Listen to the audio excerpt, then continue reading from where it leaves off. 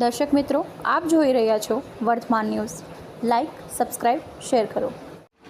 ધાંગધ્રાના ઘુમટ ગામની સીમમાં તળાવ તરફ જવાના કાચા રસ્તેથી ગેરકાયદેસર દેશી બંદૂક સાથે એક ઇસમને પકડી પાડતી એલસીબી સુરેન્દ્રનગર.